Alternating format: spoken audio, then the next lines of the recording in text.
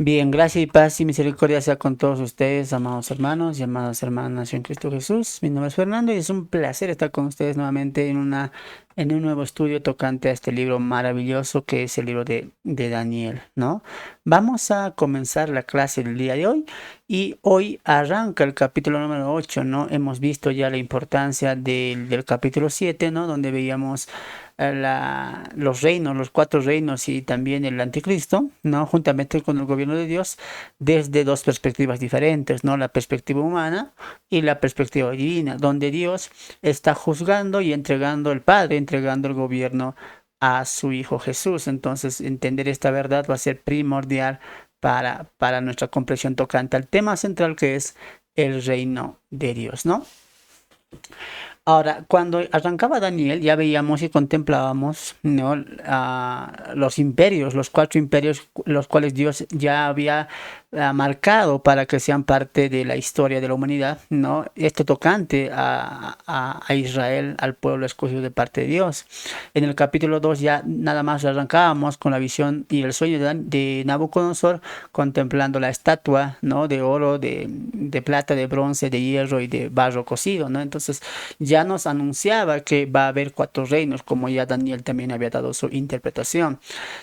Transcurrieron muchas cosas, el foso de los leones, la escritura en la pared, ¿no? La locura de Nabucodonosor. También veíamos el horno de fuego, o sea, pasaron muchas cosas en el interín, ¿no? Pero llegamos a un tiempo donde ya Daniel es anciano, ¿no? Muy anciano.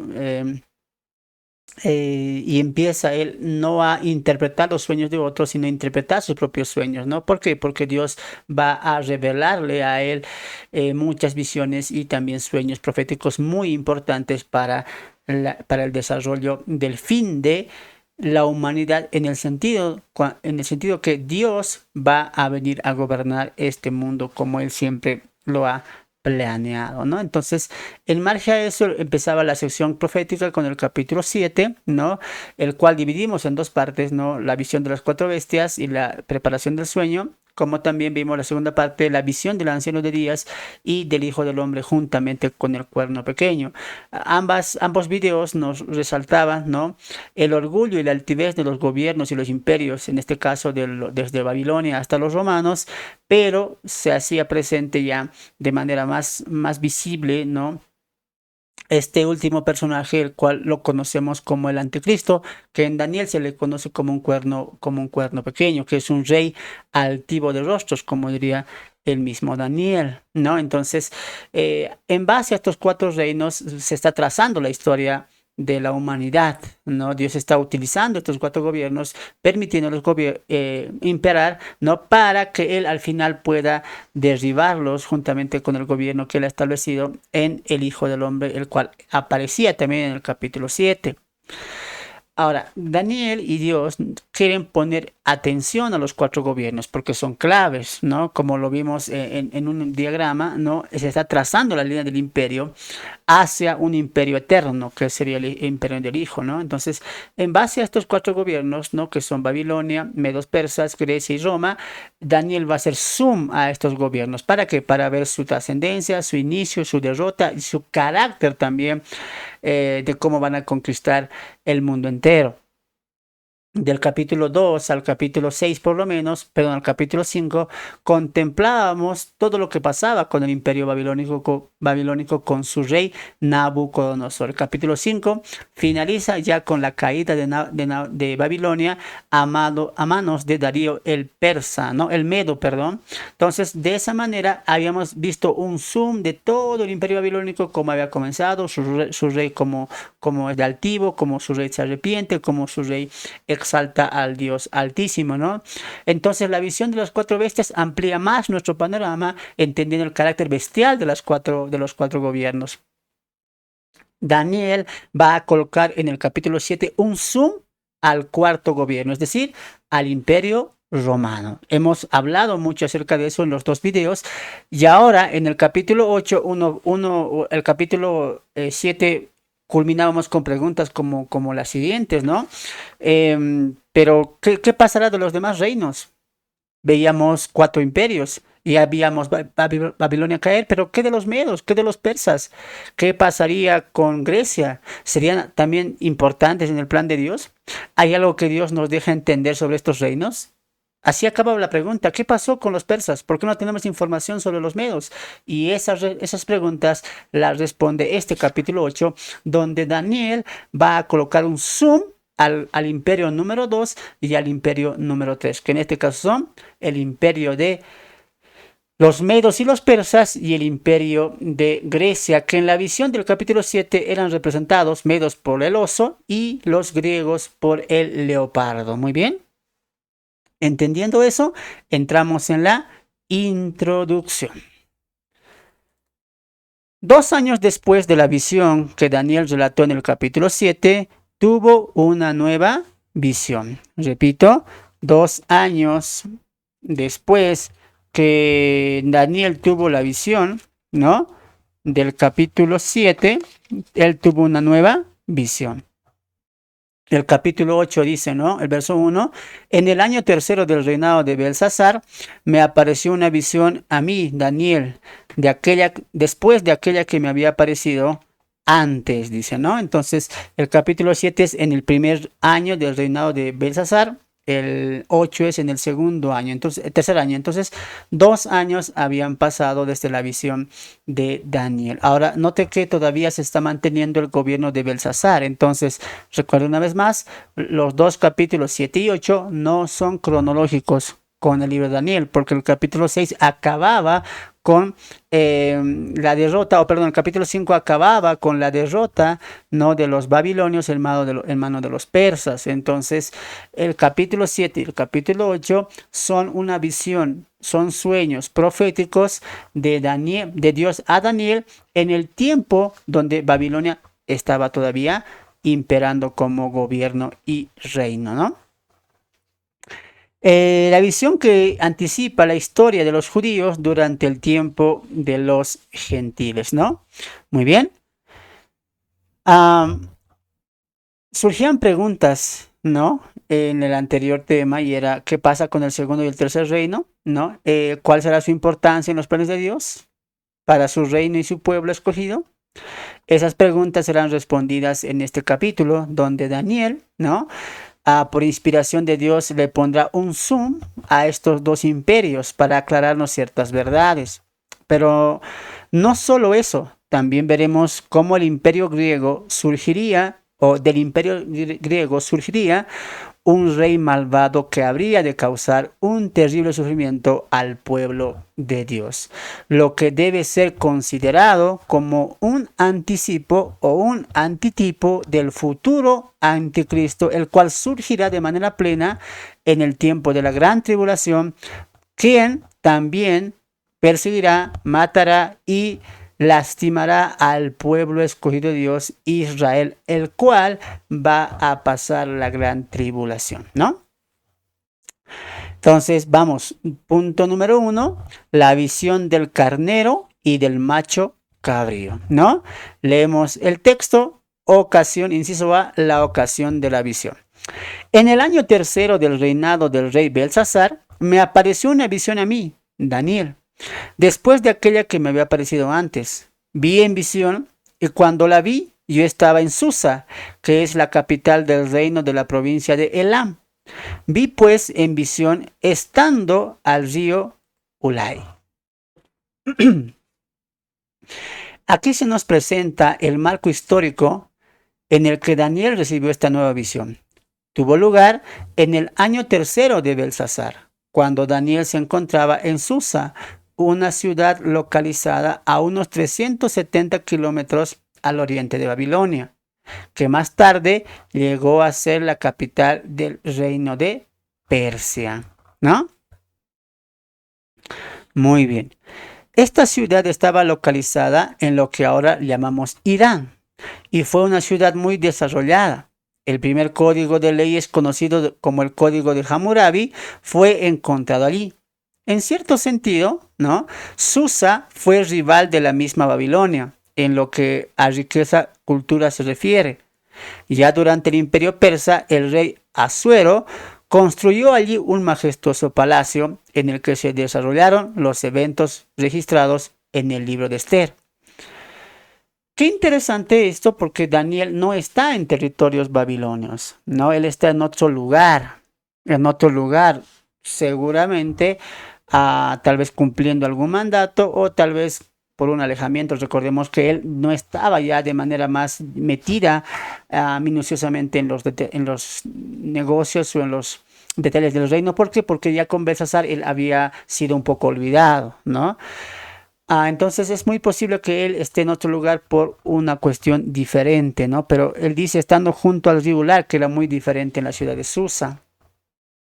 El punto de acá es que él no estaba en la ciudad cercana a la provincia de Babilonia. Muy bien, en este tal vez alejamiento de la ciudad, de la sede de la ciudad de Babilonia, él recibe una segunda visión que va a ser igualmente sorprendente, igual que la primera, ¿no? Muy bien, vamos al inciso B. La visión del macho cabrío. Leemos la Biblia de la siguiente manera, el verso 3. Alcé los ojos y miré, y aquí un carnero que estaba delante del río y tenía 2 cuernos, y aunque los cuernos eran altos, uno era más alto que el otro, y el más alto creció después, ¿no? Vi que el carnero hería con los cuernos, perdón, al poniente, al norte y al sur. Subraya eso, por favor. Vi que el carnero hería con los cuernos al poniente, al norte y al sur. Esas 3 localidades subrayadas, al poniente, al norte y al sur. Y que ninguna bestia podía pararse delante de él, ni había quien escapase de su poder. Y hacía conforme a su voluntad y se engrandecía. Entonces, rápidamente vamos a ver la identificación de estas bestias. Este carnero es el imperio medo-persa y el que va a aparecer después, ¿no? El macho cabrío es el imperio griego, de manera que en el capítulo 8 Daniel va a colocar un zoom en el imperio medo-persa y en el imperio griego, cómo va a levantarse, ¿no? Cómo va a ser su carácter y cómo también va a ser su derrota. Muy bien, muy bien. Este carnero con 2 cuernos, uno más alto que el otro, representa el reino de los medos persas, tal como se lo dice Gabriel más adelante en el capítulo 8, verso 20. Es decir, la figura del oso que tenía, ¿no? Un costado más alto que el otro, es lo mismo que está pasando acá. Un carnero con un cuerno más alto que el otro, ¿no? Ambas bestias representan al gobierno medo-persia. Y como ya vimos, Ciro, el rey de Persia, fue quien conquistó a los medos y quien será el reino más fuerte en esta alianza. La frase y el más alto creció después nos indica que fue Ciro quien hizo la mayor parte de conquistas y de estrategias. Eso es cierto, ¿no?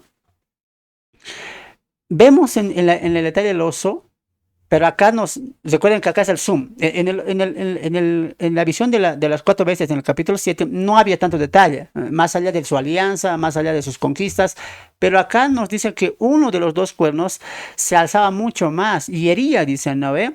Entonces date cuenta que el que va a tener el centro, ¿no? El que va a tener también el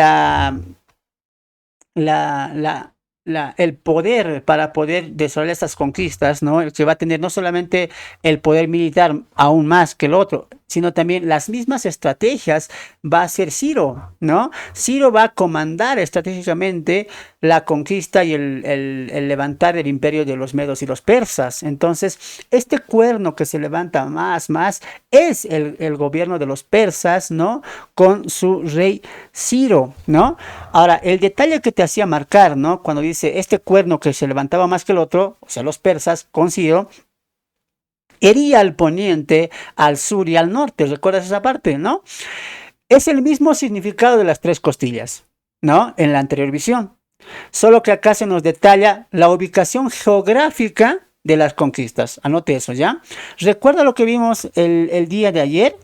Las 3 costillas son 3 imperios imponentes con los cuales Al derrotarlos, a los medos y los persas ejercen más poder. ¿Cuáles eran? Lidia, Babilonia y Egipto, ¿no? Entonces, cuando la palabra en el verso capítulo 8 dice, este cuerno, Ciro, persa, crecía más y hería al poniente, al sur y al norte, es lo mismo. Lidia, Egipto y Babilonia. Solo que nos está dando la visión o la ubicación geográfica de estas tres conquistas que fueron claves para que los medos y los persas puedan ascender al poder, ¿no? El texto también nos dice, ¿no? Que hacía su voluntad. Muy bien. Un carnero que estaba junto al río. Inciso B, el carnero tenía 2 cuernos. Inciso C, de los 2 cuernos, uno era más alto que el otro. El más alto creció después. Hería con sus cuernos al poniente, al norte y al sur, lo que ya te había mencionado, ¿no? Ninguna bestia podía pararse delante de él, ni había quien escapase a su mano. Ahora, qué interesante, porque dice, ninguna bestia. ¿Y qué son las bestias? Imperios. Date cuenta que nadie podía afrentar, o ningún imperio podía afrentar, ¿no? O detener el avance de los medos y los persas. Eso significa que ninguna bestia, ningún imperio podía pararse delante de él. Y si alguno se resistía, tranquilamente el poder de esta alianza podía ir contra ellos, ¿no? También el texto nos dice que hacía según su voluntad y se engrandecía, ¿no? Nos habla del orgullo y la arrogancia de este imperio, y tras conquistar varias naciones y aún más conquistando la gran Babilonia, se sentían lo más poderoso o los más poderosos e indestructibles, ¿no? Eso es lo que ellos ya se creían de mucha cosa, ya somos indestructibles, ¿no? Indestructibles lo que somos. Nuevamente la arrogancia va a causar un desastre también en su vida, ¿no?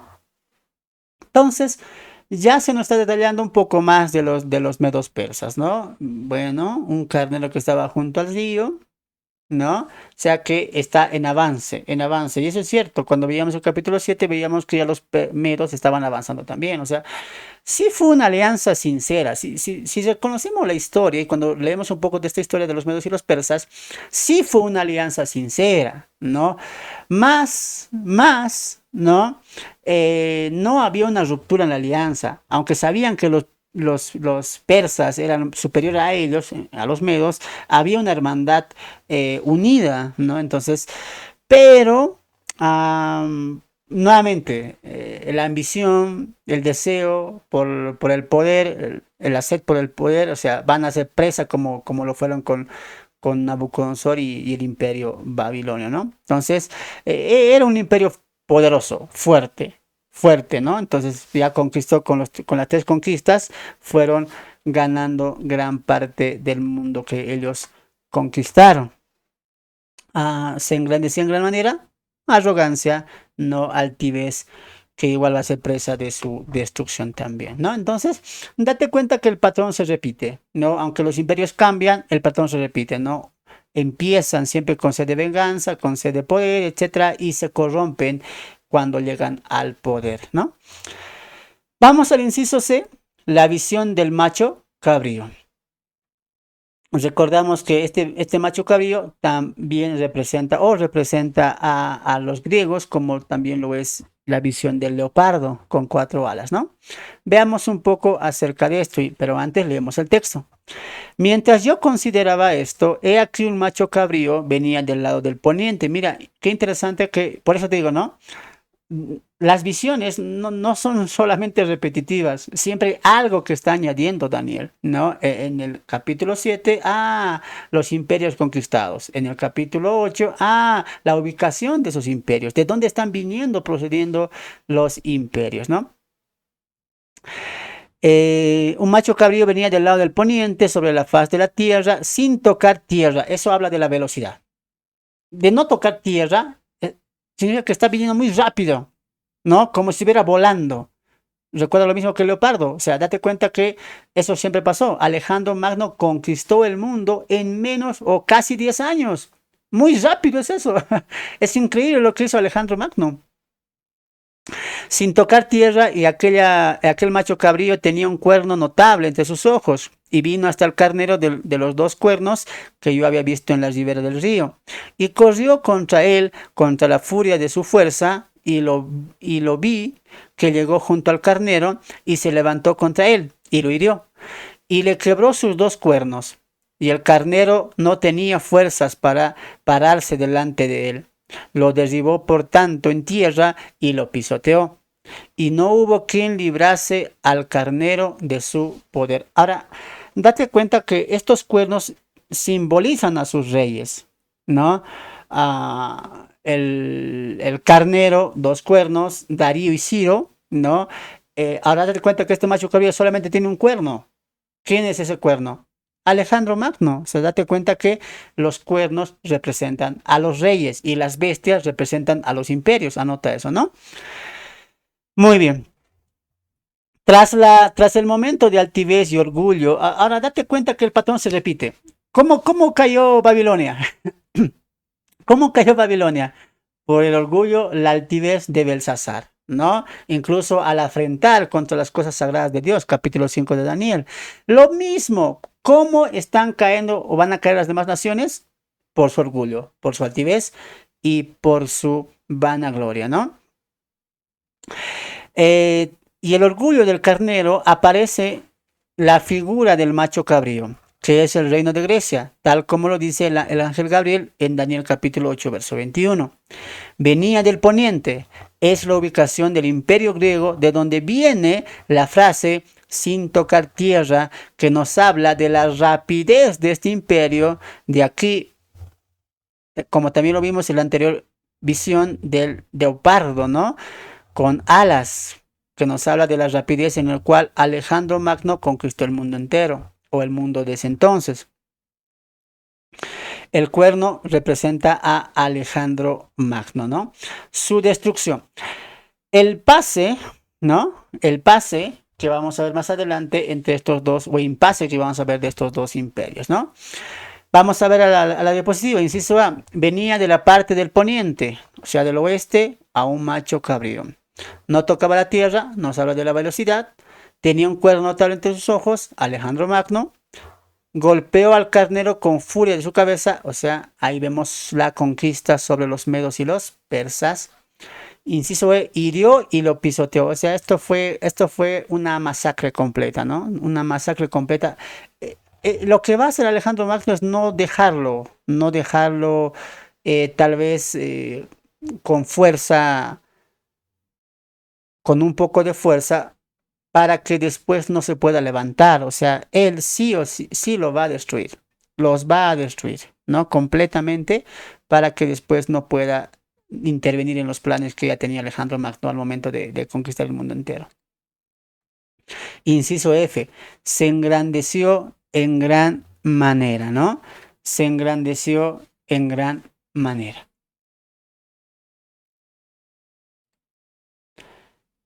Su cuerno fue quebrado, estando en su mayor fuerza, ¿no? Estando en su mayor fuerza, como dice la palabra de Dios. Y el macho cabrío se engrandeció sobremanera, o sea, adquirió mucha fuerza. Y lo propio, otra vez, el patrón se repite: orgullo, vanidad, altivez. Pero estando en su mayor fuerza, aquel gran cuerno fue quebrado. Y en su lugar salieron otros 4 cuernos notables hacia los 4 vientos del cielo, ¿no? Lo que dice el inciso H. El leopardo tenía 4 cabezas, ¿no? Acá vemos que de ese cuerno salen 4 cuernos, ¿no? Que ese cuerno fue quebrantado, muerte de Alejandro Magno, y en su lugar salen 4 gobiernos, ¿no? Y como lo vimos en la clase pasada, veíamos que el gobierno griego tras la muerte de Alejandro Magno se divide en 4 gobiernos, ¿no? Hoy le voy a dar, hoy le voy a dar los lugares de conquista. En el capítulo 7 le di los nombres de los gobernantes. Hoy le voy a dar el lugar de cada conquista. ¿Está muy bien? Lápiz y cuaderno. Lápiz y cuaderno. Muy bien. ¿Están listos? Muy bien. Los cuatro gobiernos, ¿no? Como lo vimos en la clase del capítulo 7, se dividen en los cuatro generales que tuvo, o íntimos generales que tuvo Alejandro Magno, que son Casandro, Lisímaco, Seleuco y Ptolomeo, ¿no? Vamos hoy a añadir la ubicación de los imperios de estos cuatro generales en los cuales se divide, se fracciona el gobierno o el imperio griego. Anotamos, en el general Casandro se le va a dar el imperio de Macedonia y parte de Grecia, ¿no? Va a ser lo más central. Repito, parte de Grecia y Macedonia. Macedonia. Al general Lisímaco se le va a dar Asia Menor y Tracia. Repito, Asia Menor y Tracia. Asia Menor y Tracia. Al general Seleuco se le va a dar, o se le dio, ¿no? Siria, Mesopotamia y Persia. Repito, Siria, Mesopotamia, Persia. Me impresiona, creo que lo voy a volver a ver. La historia de Alejandro Magno es impresionante, la verdad, cómo este hombre hizo tanto, ¿no? Pero uno pensará, sí, es digno de imitar, es digno. No, o sea, es sorprendente en qué sentido, en el sentido cómo un hombre o cómo los hombres tienen tanta sed del poder. Ahora, date cuenta que el mismo anticristo va a tener ese mismo sed, esa misma sed. Satanás va a usará a hombres con este corazón, un corazón sediento por el poder, un corazón altivo sobre los demás. Muchos piensan, Alejandro Magno, el mejor estratega, y sacamos mucho de Alejandro Magno. Sí, el mundo puede opinar así, ¿no? Lo puede admirar por sus avances y sus conquistas, sus estrategias, ¿no? Pero cuando vamos al plano bíblico, Alejandro Magno y los demás reyes eran de un corazón altivo, sedientos por el poder. Y Satanás los usó de esa manera también, por su corazón, ¿no? Entonces, a mí me impresiona cómo puede causar la ambición, lo que puede causar la ambición, ¿no? Y date cuenta que aquí aprendemos una lección también. Alejandro Magno conquistó mucho, muchísimo. Se pasó su vida, su juventud, por sus sueños de conquistar el mundo entero. Y lo hizo. Lo hizo, como dice la misma palabra, ¿no? Se engrandeció mucho, de gran manera. O sea, era un gobierno imponente. Pero aprendemos una lección. Murió, murió. ¿Y de qué sirvió todo eso? Murió muy joven, 32 años, 33 años, muy joven. De nada sirvió. Date cuenta de la mentira que ofrece el mundo. Esa es la mentira de Satanás. El poder, la riqueza, la fama es temporal. Todo lo que ofrece el anticristo, perdón, Satanás, es una mentira, es fugaz. Por un tiempo lo puedes disfrutar, pero al final lo vas a dejar, como pasó con Alejandro Magno. Fue un hombre muy imponente, muy estratega, muy inteligente, admirado por algunos de los seres humanos, imitado por algunos por esa sed, por esa visión que él tenía. Pero al final, Alejandro Magno cayó en las mentiras del mundo, amando el mundo, los deseos del mundo y las cosas que hay en este mundo. Murió muy joven, ni tuvo familia. Date cuenta, por eso es muy admirado Alejandro Magno, era muy centrado, muy centrado. Él tenía un objetivo y lo cumplía. Era un hombre de carácter y siendo tan joven. Si en 10 años ya ha conquistado, hermanos, y murió a los 32 años, ¿a los cuántos años ya empezó su carrera? A ver. Él empezó muy joven, a los 18, 19, 20 años ya estaba en batallas, ya estaba conquistando, ya estaba ganando renombre. Muy joven. A los 20 años, ¿qué estaba haciendo usted? A los 20 años, ¿qué estaba haciendo usted? ¿Qué estaba haciendo yo? Él a los 25 ya había conquistado por lo menos cuarta parte de lo que tenía ya a los 30 y tantos años. ¿Te das cuenta? Satanás sabe muy bien mentir, muy bien mentir. Pero nuevamente, una vez más vemos que todo lo que ofrece este mundo es temporal, es efímero, es pasajero, es momentáneo, se va a marchitar tarde o temprano. Y Alejandro Magno es una evidencia de eso. Él murió y ni tuvo ni familia, porque Satanás lo supo seducir muy bien. Y es lo mismo que va a pasar con el anticristo. Todos los reyes que han aparecido, incluso en la cuarta bestia, los 10 cuernos, todo este tipo de personas es porque tienen un corazón ambicioso, un corazón avaro, un corazón orgulloso.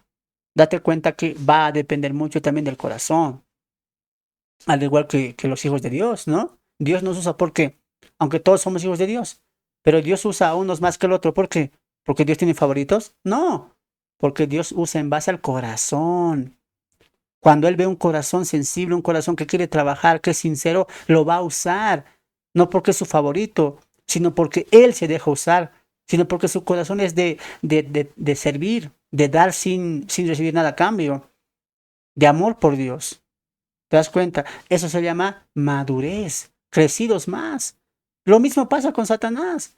Los incrédulos, ¿a quiénes usa más? Los que tienen su corazón avaro, codicioso, quieren fama, riqueza, poder. Y Él les va a dar eso. ¿Recuerda lo que dijo Él? ¿Qué dijo Él a Jesús? Todo me lo dio a mí y al que yo quiero la doy. Pero una condición, ¿cuál? ¿Quieres todo? Te lo doy. Adórame. Y uno preguntará, ¿pero acaso la intención de Satanás no es conquistar el mundo entero? Pero si él ya lo tiene, ¿por qué le está dando a otro? Porque lo que a él le interesa es ser adorado como Dios, glorificado como Dios, admirado como Dios. Él va a dar sus riquezas, su sistema, a hombres y mujeres con el corazón sediento por poder, por fama, por riqueza. Satanás mira un corazón sediento de orgullo, de codicia, de dinero, de fama, uy, y le va a dar nuevamente sus mentiras. ¿Por qué crees que la Biblia nos manda? No améis el mundo, ni las cosas. ¿Por qué nos dice eso la Biblia? No amen el mundo. ¿Por qué nos dice eso? Porque Dios sabe que esto es temporal.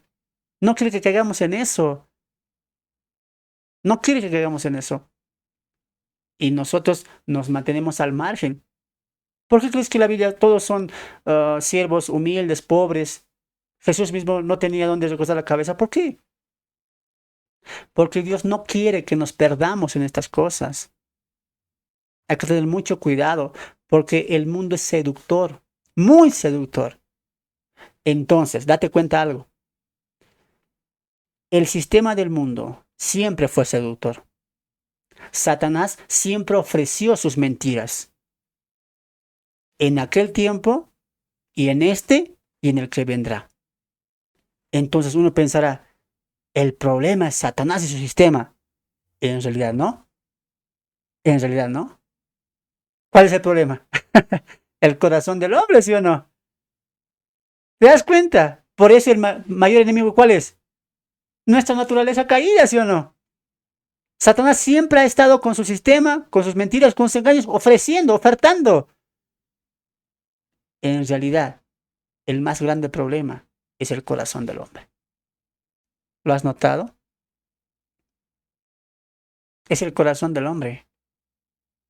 Es como una cancha abierta para Satanás. Este corazón, ahí voy a trabajar. Va a imperar mucho eso. Mucho eso. Así que, nuevamente, nos enseña la Biblia que el corazón del hombre siempre es malo, ¿no? Deseoso de vanidad, de las cosas del mundo. Y Satanás sabe muy bien aprovechar eso. Y aunque no se den cuenta, Nabucodonosor en su tiempo, Ciro y Darío, los Daríos que pasaron, y también a Alejandro Magno han caído en la seducción del mundo o del sistema de Satanás. Conclusión, conclusión. Al final han muerto. ¿Dónde estarán ahora? Usted ya lo sabe. ¿Dónde estará ahora Alejandro Magno? Lo propio con Hitler, con Genghis Khan, Napoleón Bonaparte, los conquistadores de nuestros países latinos. Han caído a la seducción del mundo. No están ahora más.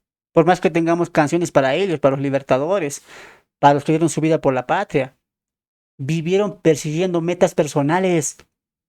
Aquí en Bolivia, por ejemplo, le cantamos al libertador al que peleó en la batalla de Junín.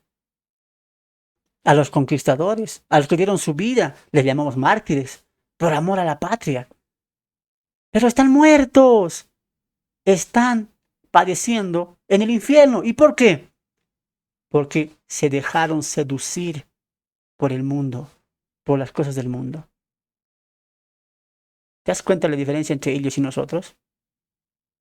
Murieron defendiendo y amando cosas temporales y físicas. La patria, la familia, la fama, el dinero, el estatus. Pero nosotros morimos por una causa eterna. Y esa causa se llama Jesús y su evangelio. ¿Hay mucha diferencia, sí o no? Mejor no. Creo que voy a hacer una prédica de los imperios.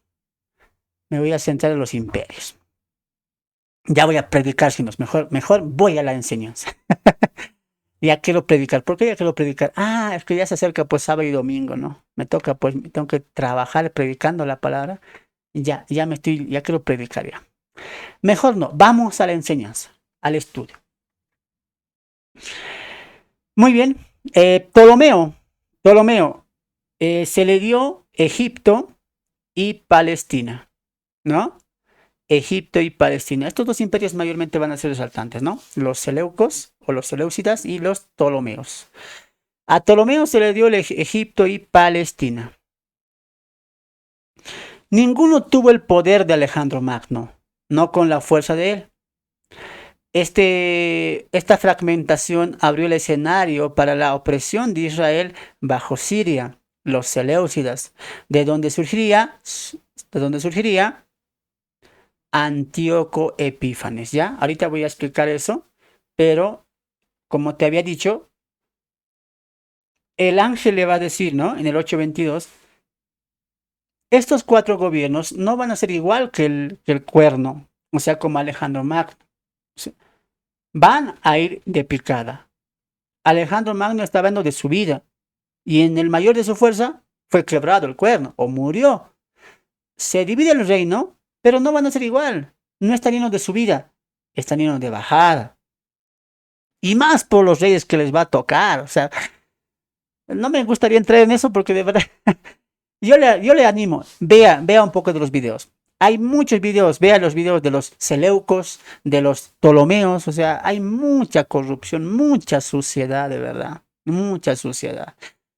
Vamos a ver ahora lo que nos toca, ¿ya? Esa es parte de la historia, es muy bonito, siempre véalo, repásalo, escúchalo en su casita, es muy interesante y tú ves cómo Dios también, porque ha prefijado en estos 4 gobiernos o ha puesto la mirada en estos cuatro gobiernos, ¿no? Vamos, avanzamos. Punto número 2. El cuerno pequeño. Vamos a ver el inciso A. Salió de uno de los 4 cuernos. Leemos entonces el pasaje. Verso 10. Y de uno de ellos, subraya eso, y de uno de ellos salió un cuerno pequeño, que creció mucho al sur y al oriente y hacia la tierra gloriosa. Subraya eso, hasta la tierra gloriosa, y se engrandeció hasta el ejército del cielo, y parte del ejército de las estrellas echó por tierra, y las pisoteó. Aún se engrandeció contra el príncipe de los ejércitos, y por él fue quitado el continuo sacrificio. Y el lugar de su santuario fue echado por tierra, y a causa de la prevaricación le fue entregado el ejército junto con el continuo sacrificio, y echó por tierra la verdad, e hizo cuanto quiso y prosperó. Prosperó. Muy bien. A continuación, veremos el detalle y las características de este cuerno pequeño. Pero hasta acá, algo hemos entendido. Macho cabrío, con cuerno, Alejandro Magno, cuerno roto, muere Alejandro Magno, 4 en su lugar, ¿no? Los 4 generales, ¿no? De uno de ellos sale un cuerno pequeño. Muy bien, entonces anoten su cuadernito. Ese cuerno pequeño es, anote, ese cuerno pequeño es Antíoco Epífanes. Antíoco Epífanes. Y del cuerno de los 4 que sale, porque dice, ¿no? De uno de los 4 sale Antíoco Epífanes. Entonces, Antíoco Epífanes sale de el reino de los Seleucos. De uno de ellos, de los Seleucos, sale Antíoco Epífanes, el cuerno pequeño. Muy bien. Inciso B. Crecía mucho al sur, al oriente y a la tierra gloriosa. Vamos a ver qué va a hacer sus campañas, las campañas de Antíoco Epífanes, ¿no? Cuando habla del sur, se refiere a Egipto, ¿no? Al oriente, a Persia y las regiones de Mesopotamia, ¿no? Repito, al sur, campañas de Antíoco en Egipto. Al oriente, campañas de Antíoco en Persia y en regiones de Mesopotamia. Tierra gloriosa, sin duda, las campañas de las campañas de Antíoco en Israel, Palestina, ¿no? Repito para los que están anotando. Al sur, crecía mucho. ¿Qué significa eso? Las campañas del cuerno pequeño. ¿Y quién es ese? Antíoco Epífanes. Al sur, Egipto. Oriente, parte de las regiones mesopotamias y Persia. Tierra gloriosa, también hizo campaña en la tierra de Israel-Palestina. Históricamente, Antíoco atacó Egipto, expandió su dominio en el oriente y finalmente invadió Jerusalén, causando gran daño al pueblo de Dios. Una vez más voy a repetir. Vea la historia. En Google, en YouTube, coloque la historia de Antíoco Epífanes. Todo esto está registrado en la historia. Conclusión. El cuerno pequeño del capítulo 8 que estamos viendo ya se ha cumplido. Es Antíoco Epífanes. Pero, hay un pero. ¿Cuál? Es un antitipo o es un tipo de el futuro anticristo. Enseguida entramos a ver eso. Pero avancemos. Inciso C, ¿no? Se engrandeció hasta el ejército del cielo. Complicada esa frase. Es muy complicado porque no sabemos con ciencia cierta a qué se refiere esto, pero podemos asimilar ciertas cosas. ¿Por qué es complicado esto? Por esto se engrandeció hasta el ejército del cielo, ¿no? Podemos asimilar por el carácter de Antíoco que se ponía por encima de los ángeles del cielo, o también puede referirse al pueblo de Dios. El ejército del cielo, porque el texto dice los pisoteó. Dos cosas pueden ser. Antíoco era un hombre completamente despreciable, corrupto, blasfemo. Él blasfemaba no solamente contra el Dios de dioses o el Dios de Israel, sino también contra los seres angelicales, las deidades. O sea, él se creía el rey, el Dios de dioses, ¿no? Por eso digo que es un tipo del anticristo futuro. Entonces, cuando dice se engrandeció hasta el ejército del cielo, puede ser que haya blasfemado contra las autoridades celestiales. Puede ser, ¿no? O también puede ser que esto se refiere del ejército del cielo al pueblo de Israel. No lo sabemos a ciencia cierta. Lo que sí sabemos por la historia es que él sí masacró a muchos judíos. ¿Podría ser? Podría ser, ¿no? Ahora, obviamente, es lo mismo que va a hacer el anticristo, pero de manera plena. Ahí sí va a haber ángeles, ahí sí va a haber demonios, ¿no? Entonces, tal vez se nos está dando un anticipo de lo que iba a ser el futuro anticristo, ya, pero de manera completa y plena, ¿no? Aunque en esta parte de la historia puede ser blasfemia ante los ángeles, las divinidades celestiales, o un pisotear, una aflicción al pueblo judío. Puede ser, ¿no? Lo importante ver acá es que este cuerno pequeño, que es Antíoco, no temía, perdón, a los poderes del cielo, mucho menos al Dios de los judíos. Inciso D. Echó por tierra parte del ejército y las estrellas del cielo y las pisoteó. ¿Ya? Otra frase un poco complicada. Um, Puede referirse a los sabios. No necesariamente estas estrellas pueden ser los ángeles, ¿no? Porque no tendría sentido. Lo más probable, ¿no? Es que vemos en los pasajes de Levítico, por ejemplo, y también en algunos profetas menores, que se consideraba como estrellas, ¿no? A los sacerdotes del templo. Ahora, como vimos en el inciso B, ¿no? Él creció al sur, al oriente y hacia la tierra gloriosa y hizo mucho daño a esta tierra gloriosa que es Israel. Cuando Antíoco invade Jerusalén, él ha matado a muchísimos sacerdotes del templo, ¿no? Si usted va a leer la historia o mirar la historia con Antíoco, él, ¿no? Al invadir Jerusalén, ha colocado la abominación desoladora, que es un cerdo en el lugar del altar de sacrificio. En base a esto, muchos de los sacerdotes, lea la historia o véala, se han opuesto a esto. Y Antíoco los ha matado a todos o a muchos sacerdotes. Entonces, lo más probable es que se pueda referir a los sabios, a los sacerdotes y a los principales autoridades que se han opuesto a esta invasión y a esta afrenta ante el templo y ante la ciudad y la capital que era Jerusalén, ¿no?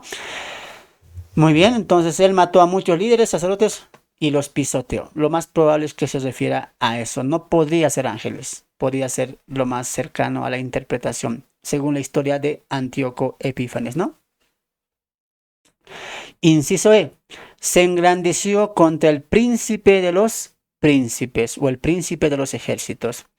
Bueno, esta es una afrenta directa contra el único Dios. Antíoco se rebeló directamente contra Jehová, prohibiendo sacrificios y dedicando el templo a Zeus, Olimpo, ¿no? En el 167 antes de Cristo. Entonces date cuenta que él lo que hace al momento de invadir Jerusalén es humillarlos. Y humillándoles a él, también su intención es humillar a su propio Dios, ¿no? Obviamente se ha cumplido en Antíoco el cuerno pequeño, de manera histórica. Inciso F, quitó el continuo sacrificio y echó por tierra el lugar de su santuario, dice el texto. Bueno, el continuo sacrificio eran las ofrendas diarias que se hacían en el templo, mañanas y tarde, como después lo vamos a ver que va a decir el arcángel, ¿no? ¿Hasta cuándo durarán esto? Entre tardes y mañanas, dicen, ¿no? Anota eso, ¿ya? Tardes y mañana se va a referir, ¿no? A el continuo sacrificio que se hacía en el templo, mañana y tarde, tarde y mañana. ¿Lo entiendes? ¿No? No te preocupes. Cuando lleguemos a la interpretación, con más claridad voy a enseñar. Él va a quitar el continuo sacrificio, las ofrendas diarias en el templo. Antíoco profanó el culto judío, instaló ídolos de sus dioses y sacrificó un cerdo en el altar. Esta sería la abominación desoladora, ¿no? De este modo se hizo con el control sobre el pueblo judío, pero Pero Dios también siempre tendría un remanente, no solo de fe, sino también con celo por las cosas de Dios. Y así surgiría la rebelión liderizada por los macabeos, ¿no? Nuevamente, no me voy a entrar en la historia, véala usted. Recuerda que Daniel la usamos como un mapa para mirar el futuro. ¿Cuál futuro? El de nosotros. Lo que ya pasó en el pasado ya está en la historia. Repito una vez más, por favor, lea la historia de los babilonios, de los medos y los persas, de los griegos y lo que va a pasar con Antíoco, con lo que va a ser también los Seleucidas o los Ptolomeos y con la rebelión de los Macabeos. Es muy bonita esa historia. ¿Usted quiere saber un poco más? No sé, abrimos un curso que se llama La historia antes de los evangelios, ¿no? Ahí se ve todo eso, ¿no? Pero bueno, véalo usted, infórmese. Es muy bonito ver la historia. Muy bien. Muy bien. Echó por tierra el santuario, ¿no? Echó por tierra la verdad e hizo cuanto quiso y prosperó, dice el texto, ¿no? O sea, que Dios le está permitiendo esto. Y uno preguntará, ¿pero por qué? ¿Por qué Dios está permitiendo todo esto? Recuerde que están los judíos viviendo la maldición generacional, ¿no? Entonces, en este cuerno pequeño, mis amados hermanas y mis amadas hermanas, después vemos la interpretación, ¿no? Punto número 3, perdón, ahí vemos antes la intervención angelical, ¿no? Dice el verso 13, entonces oí a un santo que hablaba y a otro de los santos preguntó, a aquel que hablaba, la pregunta fue, ¿hasta cuándo durará la visión del continuo sacrificio y la prevaricación asoladora entregando el santuario y el ejército para ser pisoteados? Y él le dijo, mira, una conversación de dos seres celestiales.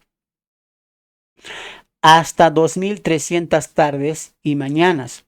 Luego el santuario será purificado, ¿no? Luego el santuario será purificado. Y entramos ahí a la duración de la visión. La duración de la visión. Bueno, esta pregunta y la conversación que tienen estos dos seres angelicales, ¿no? Nos llama mucho la atención, pues nos muestra que incluso los ángeles miran estas aberraciones, no solo de Antíoco, sino también las que eran o las que hará el anticristo, ¿no? Con un gran asombro cuando se lleva y se hace la pregunta de estos dos ángeles, ¿no? ¿Hasta cuándo va a durar esto? Date cuenta que ellos están mirando todo y lo hacen con indignación. ¿Qué está haciendo Antíoco Epífanes? ¿Qué es esto? Profanando el templo, matando al pueblo de Dios. Y le habla al otro ángel. ¿Hasta cuándo va a durar esto? Hasta 3000 tardes, dice, ¿no? Hasta 300 tardes y mañanas, luego el santuario será purificado, ¿no? Bueno, esta pregunta es en razón a lo que se está haciendo o lo que está haciendo este cuerno pequeño, quitando el continuo sacrificio, profanando el templo y oprimiendo al pueblo de Dios. Hasta 2000 tardes y mañanas y luego el santuario será purificado. Este tiempo, anote, este tiempo es la duración de la maldad de este cuerno pequeño. Este tiempo es la duración de la maldad de Antíoco Epífanes. Y el propósito es purificar el santuario y el pueblo. Este tiempo equivale a unos 6 años. Vamos a la pizarra. Hermano, no hemos entendido nada. Ya, vamos a la pizarra. ¿Ya? No os preocupéis. Vamos a la pizarra. Uy, tenemos que correr. Tenemos que correr. Sí o sí tenemos que hoy día acabar el capítulo 8. Vamos. Vamos entonces a la pizarra. Vamos a ver lo siguiente. El cuerno pequeño, voy a abreviar, ustedes recuerden que tiene que ser bonito en sus cuadernitos. El cuerno pequeño es Antíoco Epífanes. Antíoco Epífanes, ¿no? Cuando él invade Jerusalén, ¿no? La tierra gloriosa que dice el texto, ¿no? Se traza una línea, ¿no? En base a la purificación del santuario. Él invade Jerusalén y aquí está el santuario, ¿no? Aquí está el santuario. Lo que él hace es impurificar, ¿no? El santuario, colocando sus ídolos, colocando ahí sus fiestas paganas, o sea, vea la historia. De verdad, se lo aconsejo, hermanito. Véalo. Y usted mismo va a decir, ¿qué repudio es esto? O sea, él hizo muchas cosas, incluso asquerosas, sucias, que no voy a mencionar, ¿ya? Profanó completamente el templo. Ahora entiendes por qué los ángeles, pero ¿hasta cuándo va a hacer esto? ¿Hasta cuándo se va a prevaricar? ¿Hasta cuándo se va a permitir, se va a quitar el continuo sacrificio y se va a permitir que se prevarique ante el templo? ¿No? Entonces ya vemos un tiempo establecido, donde acá el tiempo establecido, ¿no? En este lugar ya se va a purificar el santuario, como lo ha dicho la respuesta del ángel, ¿no? Dice, hasta 2300 tardes y mañanas, y luego el santuario será, entonces date cuenta que es en torno al santuario, en torno al santuario. Y el tiempo, ¿no? Son 3000 tardes y mañanas. Entonces, ese tiempo es de 6 años. 6 años. O sea, en pocas palabras, el cuerno pequeño del capítulo 8 no apunta a la gran tribulación. Apunta a Antíoco Epífanes, ¿no? Porque Antíoco Epífanes, mis amados hermanos, comenzó a profanar el templo al asesinar al sumo sacerdote Onías III en el año 175 a.C. y terminó con la restauración de la adoración con el templo bajo el gobierno de un personaje importante. ¿Quién? Judas Macabeo. Mire la pizarra. No se cumple esto en el anticristo, se cumple el Antíoco. Arranca él. ¿Cómo él va a profanar el templo? ¿Cómo empieza la profanación? ¿Colocando el cerdo, sus ídolos, etcétera? No. Arranca al matar al sumo sacerdote Onías, ¿no? Al matar al sumo sacerdote Onías, al matar a los sacerdotes, a los principales, ¿no? Que van a defender el templo y él los va a matar. Y así empieza la abominación desoladora o la prevaricación asoladora en el templo, ¿no? Ese tiempo va a ser por 6 años, ¿no? ¿Cómo va a acabar? Y uno preguntará, ¿y Dios a quién va a mandar? ¿A su ángel? ¿A su ejército? ¿Quién va a mandar? Y justamente ahí encaja la historia, ¿no? De los macabeos, ¿no? Es muy bonita esta historia, hermanos. Yo les recomiendo que vean. Muy bonito, ¿ya? Entonces, las 2300 tardes y mañanas son el tiempo de los macabeos cuando se acaba la prevaricación o la abominación que hizo Antíoco Epífanes, ¿no? Sin embargo, aunque esto se cumplió históricamente, no es así escatológicamente, pues el mismo Jesús va a volver a citar este suceso. Ahora, acá va a ser muy importante que ponga mucha, pero mucha atención. ¿Por qué? Porque en el siguiente verso, vamos a leer el capítulo 8, estamos en el 13, ¿no? Ahí está. Vea el verso 17. Vamos a leer el 15. Y aconteció que mientras yo, Daniel, consideraba la visión y procuraba comprenderla, he aquí se puso delante de mí uno con apariencia de hombre.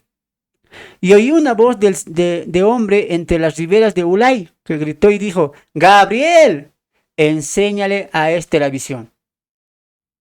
Vino luego cerca de donde yo estaba, y con su venida me asombré, y me postré sobre mi rostro. Pero él me dijo, Entiende, hijo de hombre. Subraya eso.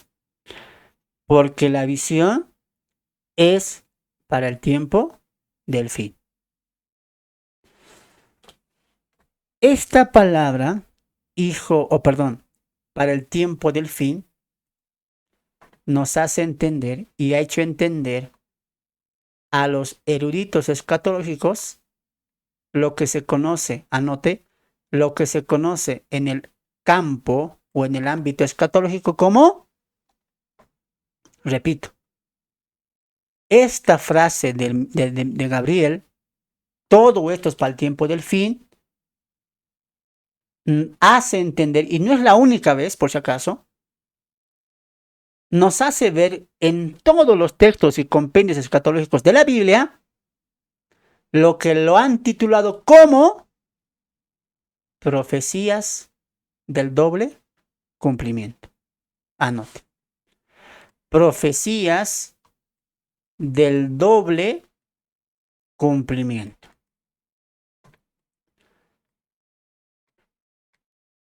Cumplimiento.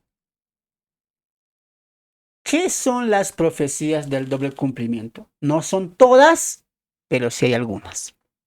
Muy bien. Las profecías del doble cumplimiento son profecías que se cumplen 2 veces. ¿Cómo? Sí, 2 veces. La primera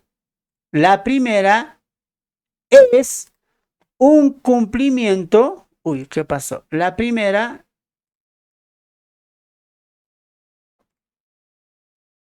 es un cumplimiento histórico.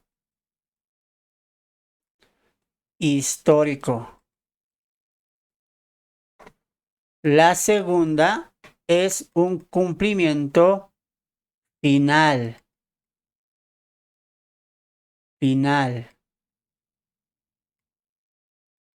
Pleno, completo, como tú quieres llamar. ¿Ya? Completo. Este se le conoce como un cumplimiento o el cumplimiento parcial. Y este es un cumplimiento, ¿no? Completo.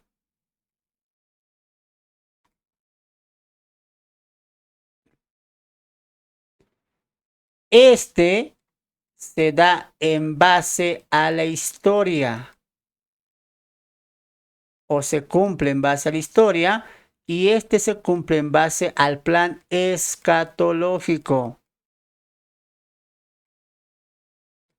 Muy bien. Entendiendo eso, pero voy a dar ejemplos, porque muchos van a pensar, hermano, ¿dónde sacas eso? Ya voy a dar ejemplo, ¿ya? Por ejemplo, ¿tenemos base para afirmar esto? Sí. Ejemplo, Joel capítulo 2. Joel capítulo 3, perdón. ¿No? En aquellos días derramaré mi espíritu sobre las personas, los ancianos soñarán sueños, los jóvenes verán visiones, etcétera, etcétera, etcétera. Derramaré mi espíritu sobre toda carne, ¿no? El sol se oscurecerá, la luna se pondrá oscura como sangre, etcétera. ¿Se cumplió o no se cumplió esa profecía? Se cumplió. ¿Dónde se cumplió? En Hechos capítulo 2. Se ha derramado el Espíritu Santo, se ha cumplido la profecía como dice Pedro. Esto es lo dicho por el profeta Joel. ¿Ve? Ahora, analizando el descenso del Espíritu Santo en Hechos capítulo 2, la pregunta es, respóndalos en los comentarios. ¿Se cumplió toda la profecía? Respondan en los comentarios. ¿Se cumplió toda la profecía de Joel 3? ¿Sí o no? No, ¿por qué no se cumplió? Porque aunque se cumplió en Hechos capítulo 2, no vemos la luna en sangre, ¿sí o no? ¿Se convirtió la luna en sangre, hermanos? No. ¿Cayeron las estrellas del cielo? ¿Fue conmovida el firmamento? ¿La luna se puso como sangre? No, eso no pasó en Hechos capítulo 2. ¿Te das cuenta? Cumplimiento parcial, mas no completo. ¿Se cumplió la historia? Sí. pero no de manera final. ¿Te das cuenta? Eso se conoce como la profecía del doble cumplimiento. Lo mismo pasa, a ver, lo mismo pasa, abran sus Biblias, no tengo acá la Biblia, a ver, abran sus Biblias, les voy a dar otro ejemplo, abran sus Biblias en, creo que es Lucas 4, abran sus Biblias ahí, en Lucas capítulo 4, les voy a dar otro ejemplo por si acaso, no estoy inventando, ¿ya? Cuando vamos a pasar en teología sistemática, escatología, les voy a enseñar estos puntos, ¿ya? Pero acá ya te estás llevando un tesoro, Lucas capítulo 4. Si no me equivoco es eso. Acá está, ¿ve? Lucas capítulo 4, verso 16, ¿no? Lucas capítulo 4, mejor lo buscaré acá. Lucas capítulo 4, verso 16. Vamos ahí. Lucas 4. Ahí está. Ahí está. Vino a Nazaret.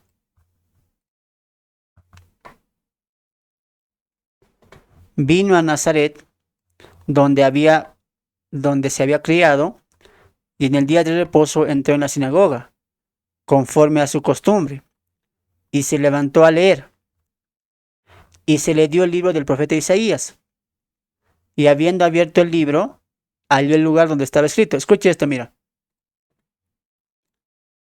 El Espíritu del Señor está sobre mí, por cuanto me ha ungido para dar buenas nuevas a los pobres. Me ha enviado a sanar a los quebrantados del corazón, y pregonar libertad a los cautivos, y vista a los ciegos, y poner en libertad a los oprimidos, a predicar el año agradable del Señor. Y escuche esto.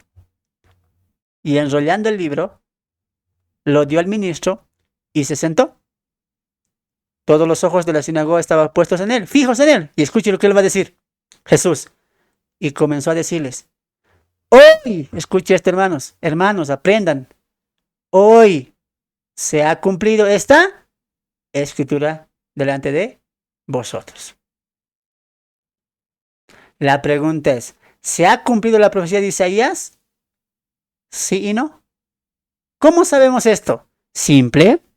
Vamos a Isaías y veremos qué decía la profecía. Isaías 61:2. Pero anote esta parte, mira, ¿cómo acaba Jesús? A poner la libertad a los oprimidos y a predicar el año agradable del Señor.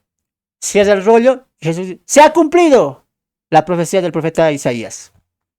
A ver, ¿qué dijo Isaías? Abran sus Biblias. Isaías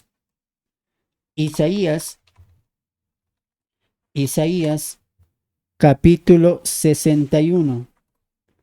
Isaías 61. Acá está, la profecía de Isaías. El Espíritu de Jehová, el Señor, está sobre mí, porque me ungió Jehová, me ha enviado a predicar buenas nuevas a los abatidos y a vendar a los quebrantados de corazón, a publicar libertad a los judíos y a los presos apertura de las cárceles, a proclamar el año de la buena voluntad de Jehová. Y, mira, hermanos, miren.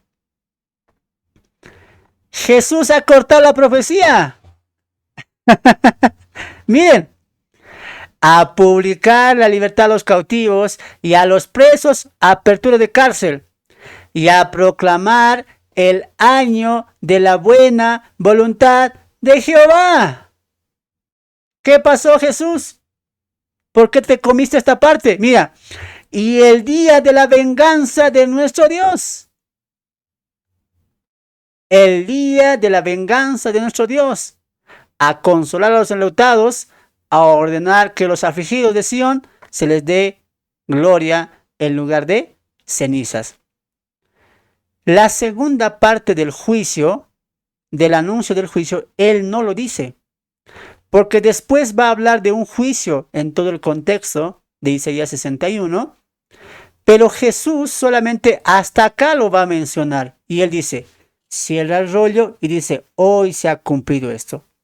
¿Por qué lo corta ahí? Porque esta primera parte habla de su primera venida. Y esta parte, los que gustan anotar, habla de su segunda venida. Muy bien, no me voy a explayar en eso, no es el tema. El punto es lo siguiente. Le estoy demostrando con dos ejemplos nada más, porque hay muchos, que hay profecías de doble cumplimiento. Un cumplimiento parcial y un cumplimiento final. Muy bien. Entonces, volvemos a la pizarra.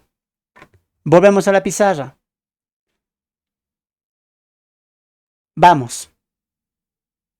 De verdad que el tiempo es nuestro mayor enemigo. El cuerno pequeño de Daniel capítulo 8 se ha cumplido. Sí. ¿Quién es? Antíoco Epífanes. Se ha cumplido en la historia. Tiene un cumplimiento parcial, pero falta el cumplimiento final. Y en el cumplimiento final no va a ser Antíoco Epífanes, ¿no? Va a ser el anticristo. Muy bien, muy bien. ¿Cómo sabemos eso? Porque sí se cumplió el Antíoco Epífanes.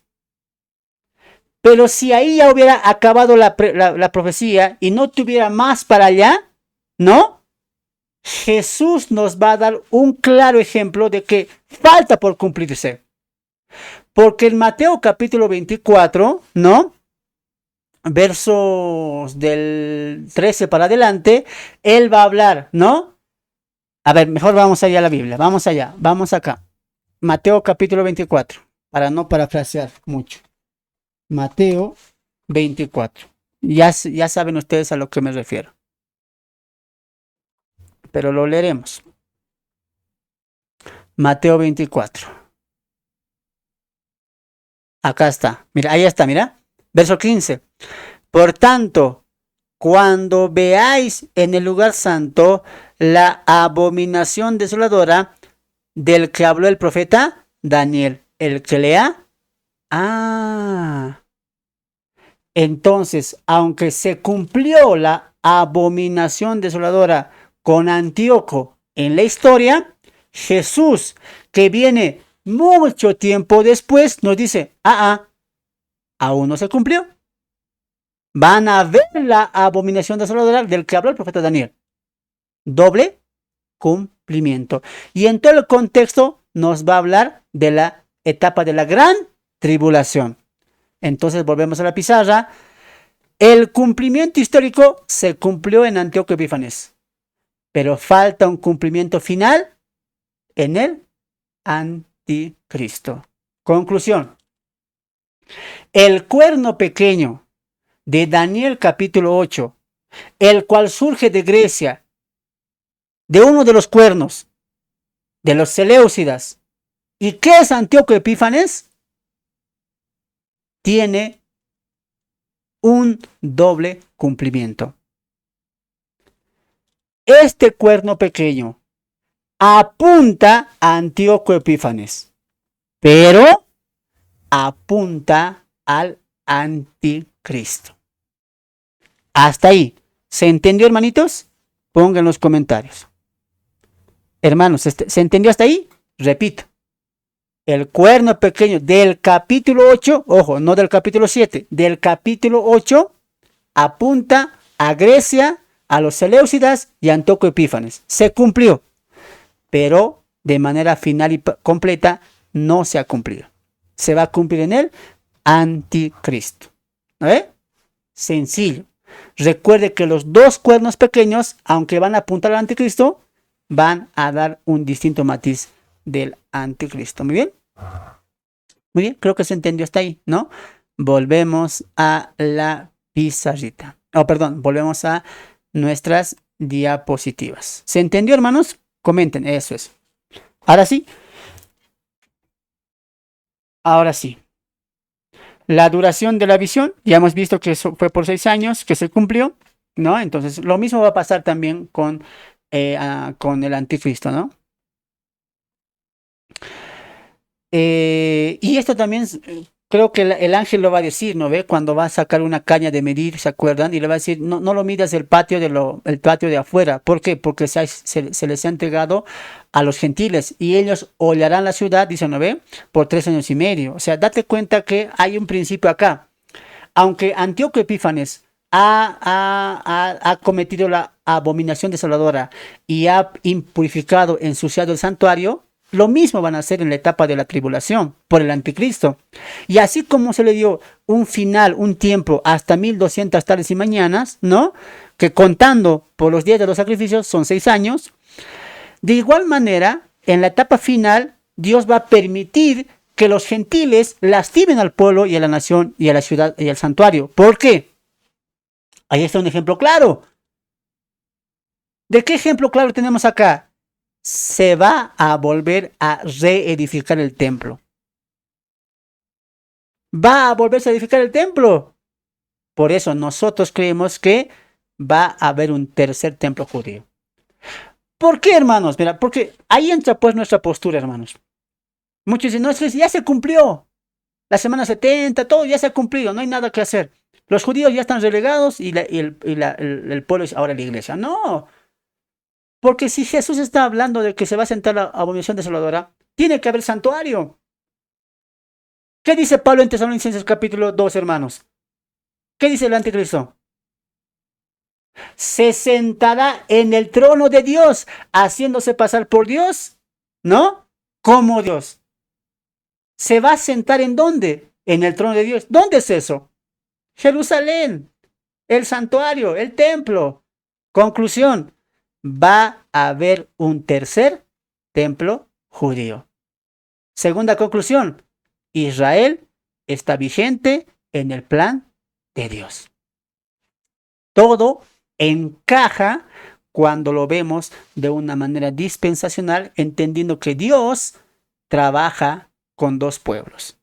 No tocante a la salvación, sino tocante a su plan escatológico. Ahora, actuando con el pueblo de la iglesia y posteriormente, en parte de la profecía del tiempo final, tratará con la nación de Israel. Muy bien, avanzamos.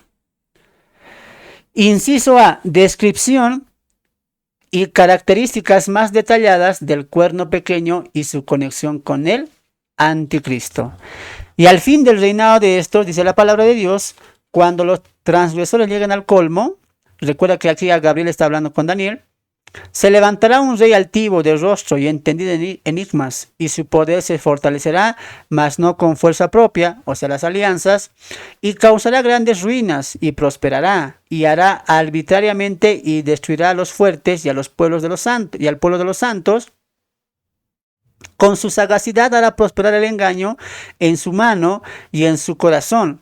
Se engrandecerá y sin aviso destruirá a muchos, y se levantará contra él y se levantará contra el príncipe de los príncipes, pero será quebrantado, aunque no por mano humana. Lo mismo que la estatua, una piedra no cortada por mano humana. Date cuenta que lo que vimos, las tres líneas, la línea del imperio gentil, del imperio del anticristo y del imperio del Hijo de Dios. Esas tres líneas son importantes entender en el libro de Daniel. Las tres líneas están avanzando juntas. Y el clímax de la línea, mira aquí adelante, el clímax de la línea de los imperios gentiles culmina con el imperio del anticristo, que surge propiamente de los imperios, en este caso del cuarto imperio. Y en el capítulo 8 se nos dice que proviene de Grecia. ¿Qué te hace entender eso? Por eso te lo dije, hermano. No es seguro que sea de Roma. Puede ser con la influencia, con las características, puede ser. Pero date cuenta que el capítulo 8 nos dice también que va a tener parte o sale de Grecia. Y ya en el capítulo 7 nos había dicho que Dios destruye a la cuarta bestia y dice, pero no mató a las otras bestias. Les quitó el dominio, pero les dejó vivir por un poco de tiempo, dice. ¿Qué creo yo? Para mí es que el anticristo va a tener algo o algunas características de los cuatro imperios. es muy posible que él tenga un carácter, mentalidad política, no lo sé, pero que sea como el resultado de los cuatro imperios. Es lo más probable, ¿no? ¿Por qué? Porque él está saliendo también de ese marco de conflicto y de soberbia y de hambre por el poder. Ahora, ¿no? Ahora, este cuerno pequeño, amados hermanos, se va a levantar contra el mismo Dios. Lo hizo Antíoco y lo hará el anticristo. Y punto número 1, al fin del reinado de estos, se refiere a los cuatro reinos griegos en los cuales se dividió el imperio de Alejandro Magno. Punto número 2, se levantará un rey altivo de rostro.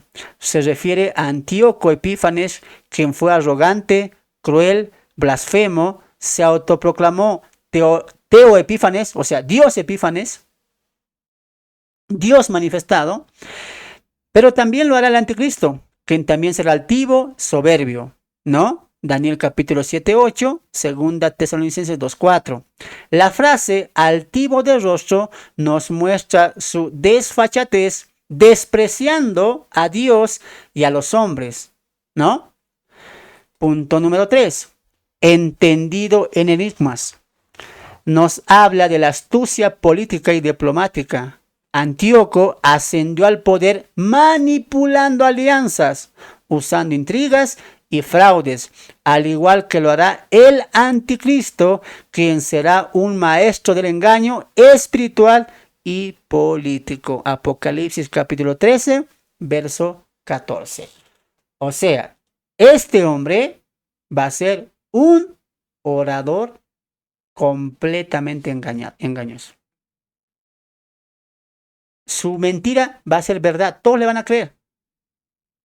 Esta es la expresión máxima de la mentira. Recuerde que todo esto está pasando en la etapa de la gran tribulación. No está pasando en la etapa de la tribulación. Todo esto que se levantará contra el Altísimo, destruirá a los santos, pisoteará, todo esto está pasando en la última parte de los 7 años, es decir, los últimos 3 años y medio. Número 4. Su poder se fortalecerá, mas no con su fuerza propia. Antíoco tuvo respaldo de potencias extranjeras y maniobró perfectamente las políticas, pero en el fondo su poder fue Satanás dándole esta misma fuerza, al igual también que lo hará con el anticristo de manera final. Apocalipsis capítulo 13, verso 2 al verso 4. Causará grandes ruinas y prosperará y hará arbitrariamente.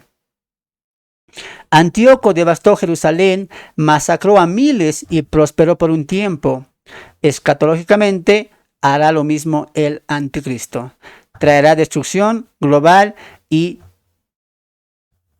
parecerá invencible, ¿no? Apocalipsis capítulo 13, verso 7. Recordemos que él es también el mismo del jinete del caballo rojo. Pongan mucha atención. En Apocalipsis capítulo 6 hay 4 jinetes. ¿Se acuerda? ¿Cuáles son? El jinete del caballo blanco, del caballo rojo, el caballo amarillo, ¿no? ¿Cuál nos falta? Respondan en los comentarios. ¿Cuál nos falta? Blanco, rojo, amarillo. ¿El otro cuál es? Negro. Negro. Muy bien. Eso, muy bien. Hola, mi hermano. Saludos. Saludos. Ponga mucha atención.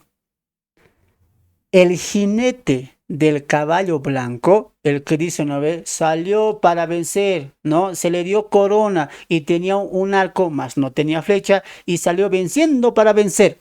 ¿Quién es ese? El anticristo. Segundo sello, y vi un caballo bermejo, ¿no? ¿No? Y el que lo montaba tenía por nombre el conflicto, la guerra, ¿no? La matanza. Ese caballo y su jinete, ese es el anticristo. Voy a ir lentito a esta parte. El jinete del caballo blanco y el caballo blanco en sí, el primer sello, ese jinete, ese sello representa el avance, ¿no? La progresión del anticristo por 3 años y medio. 3 años y medio donde va a ser alianzas, paz, se va a hacer el buenito, ¿no? El buenito, el amoroso, el ofreciendo seguridad. 3 años y medio va a durar el primer sello. El segundo sello hasta la última copa, ¿no? La séptima copa de ira, repito, con calma. El primer sello, jinete blanco, es el anticristo. Y ese jinete, ese sello dura 3 años y medio. Falsa paz, amistades, cariñitos, ¿no? Elogios y conquista el mundo entero con falsa paz. Se le da corona y salió venciendo y para vencer. El segundo sello, el caballo rojo, es el mismo anticristo. Desde el caballo rojo, segundo sello, hasta la última copa, la séptima copa, todo eso se va a desarrollar en la etapa de la gran tribulación, donde el anticristo deja la paz, deja la seguridad, deja de ser aquel hombre bueno, ¿no? Admirable, político, y pasa a ser el hombre sanguinario, despreciable, y va a matar mucha gente. Y así arranca el conflicto de la gran tribulación. Cierro paréntesis. Hermano Fernando, qué interesante, ¿dónde puedo ver eso? Eso está en mi video de Apocalipsis. Vea todos mis videos de Apocalipsis. Ahí estoy detallando con más detalle. ¿Por qué? Porque en mi video, en mi serie o en mi estudio de Apocalipsis, estoy dando los 7 personajes. Uy, no, ahí está. ¿Quiénes son los 144,000 sellados? ¿Quiénes son los 24 ancianos? ¿No? La primera bestia, la segunda bestia, el dragón, el falso profeta. Todo eso está en mis videos de Apocalipsis. Lo que le enseñé ya está ahí. Ya está ahí con lujos de detalles. Muy bien. Y hermano, ¿por qué lo dimos ahora? Recuerde una vez más. El cuerno pequeño de Daniel capítulo 7 y el cuerno pequeño de Daniel capítulo 8 apuntan al anticristo final. Y las características que nos dan del capítulo 7 y del capítulo 8 apuntan no a la primera parte, los 3 años y medio de la tribulación. No apunta a eso. El altivo, el entendido de enigmas, ¿no? El pisoteará a los santos del Altísimo, etcétera. Todo esto se está cumpliendo en el anticristo en la segunda etapa, conocido como la gran tribulación. ¿Lo entendió? ¿Sí o no? A ver, comenten en los comentarios. Si no lo entendió, ni modo, repase los videos. Punto número 6. Destruirá a los fuertes y al pueblo santo. ¿No? Destruirá a los fuertes y al pueblo santo. Antíoco destruyó a los ejércitos y persiguió al pueblo judío. Escatológicamente, el anticristo hará lo mismo. Punto número 7. Con su sagacidad hará prosperar el engaño en su mano. Punto número 8. Sin aviso destruirá a muchos. Todo esto lo ha hecho Antíoco. Por eso, una vez más, lea la historia o por lo menos vea el video, ¿no? Hay tantos videos de información el día de hoy. Punto número 9. Se levantará contra el príncipe de los príncipes. Antíoco atacó el templo y la ley, afrentándose a Dios mismo. El anticristo se levantará contra Cristo y contra el verdadero príncipe de los príncipes, que es el Hijo de Dios. Apocalipsis 19:16, ¿no? Y por último, será quebrantado, aunque no por mano humana. Antíoco Epífanes murió súbitamente por una enfermedad en el 164 a.C. No fue asesinado ni derrotado en batalla, ¿no? Obviamente, por la mano del juicio de Dios, el anticristo será destruido por Cristo mismo en su venida gloriosa, conocido como la segunda venida. Conclusión. La llegada de este cuerno pequeño y todos los que surgirán con esta intención serán y han sido un tipo del anticristo que vendrá en el futuro. Pero Dios siempre tendrá el control, como lo tuvo antes de su llegada, y lo tendrá en su llegada y después de su llegada. La caída del mal está sellada. La mano de Dios va a destruir por completo el mal. El clímax de los imperios del mundo, su clímax será el anticristo. El clímax de los imperios que Satanás promovió, ayudó, ¿no? Levantó por permisión de Dios, llegan a un punto final y al clímax gobernará el anticristo. Pero Dios no se queda de brazos cruzados. Ajá, Dios dice, muy bien, ¿me presentas tú el clímax de tu imperio con tu hijo anticristo? Yo envío a mi hijo. Viene Jesús, lo mata, lo mata, lo destruye y así concluye el tiempo final de la escatología. Dios en Cristo Jesús restaurando el mundo entero y cumpliendo la profecía al pueblo de Israel. Conclusión de la visión. La visión de las tardes y mañanas se han referido a verdades, ¿no? Dice el texto, y tú guarda la visión porque es para muchos días. Y yo, Daniel, quedé quebrantado y estuve enfermo algunos días. Y cuando convalecí, atendí los negocios del rey. Pero estaba espantado a causa de la visión y no la entendía. Daniel queda intrigado, ¿no? Por todo lo que él había visto. La intriga en Daniel aumenta cada vez más, así como está aumentando sus visiones. Lo que Daniel no sabe es que se vienen más visiones y se viene la visión de las visiones. Se viene las 70 semanas. Pero muchos, pues han pasado ya varios años y aún el pueblo, ¿no? Sigue en manos de los gentiles. Daniel tiene tristeza por muchos de sus hermanos judíos. Él no había olvidado a Israel y se había dejado seducir por la Babilonia. Ni se había dejado seducir por la Babilonia.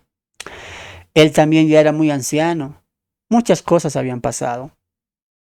Mirando a Israel, de seguro aún orando todos los días, él pedía por su pueblo Israel. Daniel, hasta ahora, recibió dos visiones para finalizar. La visión del capítulo 7 y la visión del capítulo 8. Daniel, intrigado, reconoce algo. Él ya sabe lo que va a pasar con los gobiernos gentiles. Pero él es judío.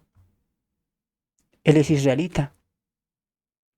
En las dos visiones se menciona que va a sufrir su pueblo, que va a ser lastimado su pueblo. Y aunque él no sabe que va a pasar mucho tiempo, él se preocupa por su pueblo. Ponga mucha atención porque estoy dando el bosquejo para la clase de siguiente. Daniel se pone a pensar y dice, recibí estas dos visiones y Dios me habló tocante a lo que va a pasar con los gentiles que nos gobiernan. Y se viene más masacre, más dolor, más sufrimiento para mi pueblo. Entonces surgen las preguntas. ¿Y qué con Israel? ¿Qué pasará con el pueblo de Israel? ¿Será que Dios se olvidó de ellos? Están por cumplirse los 70 años. ¿Cómo actuará Dios? Daniel se pregunta eso. ¿Qué va a hacer Dios ahora? ¿Dios nos olvidó? ¿Será que Dios nos abandonó por completo?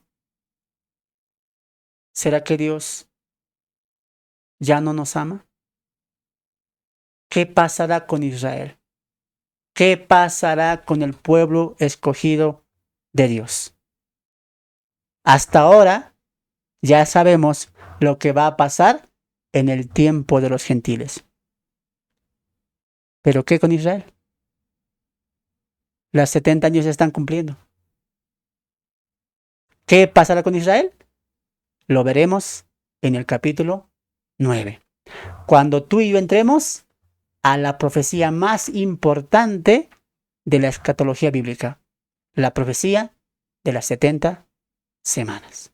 Mi nombre es Fernando, ha sido un placer estar con todos ustedes y hoy hemos aprendido mucho. Que la gracia, la paz y la misericordia de Dios sobreabunde en vuestros corazones. Nos vemos en la siguiente clase donde ya nos estamos acercando al epílogo de este fascinante libro, Daniel, del imperio a la eternidad. No olviden compartir, reaccionar y comentar estos videos para que con su apoyo podamos llegar a más personas. Bendiciones.